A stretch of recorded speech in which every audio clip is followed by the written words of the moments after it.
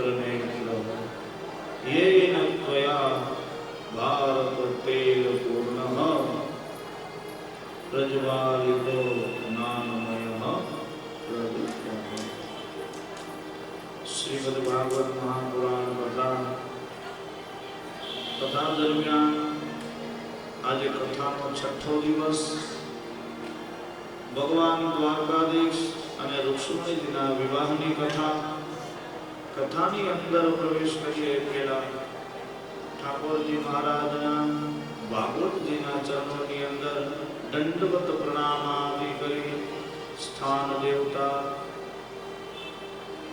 સમસ્ત 33 કોટી દેવતા સર્વના પિતૃના ચરણોની અંદર અને આપ સૌ ભક્ત જનાર્દનના હૃદયની અંદર વિરાજેલી ચેતનાઓને વંદન સહ આવો આજે મળી ભાવ અને પ્રેમથી ભગવાન કૃષ્ણની જે બાળલીલા હાલે છે તેમાં હમણાં થોડી વારની અંદર કૃષ્ણ પરમાત્મા 11 વર્ષની 52 વર્ષની લીલા પૂર્ણ કરી ગોકુળ છોડી મથુરા જવાના છે એટલા માટે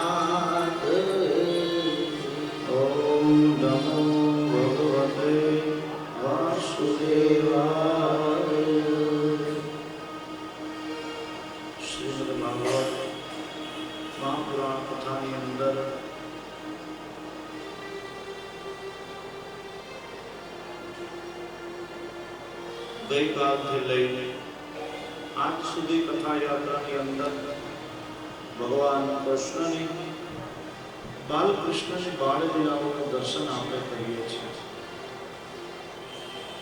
જેમાં બાળલીલાઓનું દર્શન કરતા કરતા ભગવાન કૃષ્ણએ કાલે સાંજે ગોવર્ધન પર્વત પડ્યો. બહુ સુંદર મજાનું કાલે આપણે બધા ભાવથી પ્રેમથી ગોવર્ધનનો ઉત્સવ ઉજવ્યો. આજની કથા હવે કૃષ્ણ પરમાત્મા ગાયો ચરાવવા તો જાય છે, હવે એક સુંદર મજાની ભગવાન કૃષ્ણની વનભોજનની કથા બતાવે છે. મામા કંસ અલગ અલગ દૈત્યોને મોકલે છે, એક પછી એક દૈત્યોને મોકલે, અગાસુરને મોકલે, બકાસુરને મોકલે, ધેનુકાસુરને મોકલે, પણ જેને જેને મોકલે કૃષ્ણ પરમાત્મા એને બધાને મોક્ષ અપાવે છે, ગતિ અપાવી દે છે. ત્યારે કૃષ્ણ પરમાત્મા હવે સવારના પોરમાં મંગલ પ્રભાત, હવે કનૈયો પોતાના મુખ ઉપર વાંસળી ધારણ કરવાનો છે. કદંબનું ઝાડ છે અને કદંબના ઝાડની નીચે કૃષ્ણ, રાધા અને બધી ગોપીઓ સાથે મળી અને સુંદર મજાનો નિત્ય કાયમ રીતે રાસ રમે છે. એમાં કૃષ્ણ પોતાના બાળ સખા સહિત ગાયો ચરાવવા માટે જાય છે. મધુસૂદન, શ્રીરામ બધા એના પરમ મિત્રો છે. બધાએ પરમ મિત્રોને સાથે લઈ અને ગાયો ચરાવવા માટે જાય. બપોરનો સમય થાય અને બપોરનો સમય થાય ત્યારે કૃષ્ણ પરમાત્મા કહે છે, હે ગોવાળો, ચાલો ભૂખ લાગે, આપણે બધા જે ભાતું આવે લાવ્યા છે એ ભાતું આપણે જમી લઈએ. આમાં બધા જેને જેને વાડીઓના